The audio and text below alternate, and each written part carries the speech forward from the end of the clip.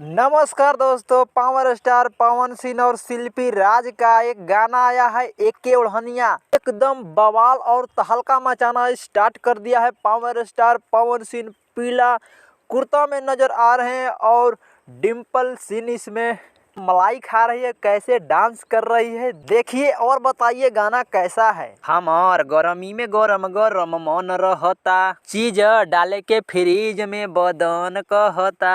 पवन सिंह कहते हैं आवत ठंडा कर दी, कुल ही जवानी के तू पानी में बहैले बाड़ू। एहो एके ओढ़निया कहाँ कहाँ बिछौले बाड़ू, चरी हरियरी दाग ललका लगैले बाड़ू।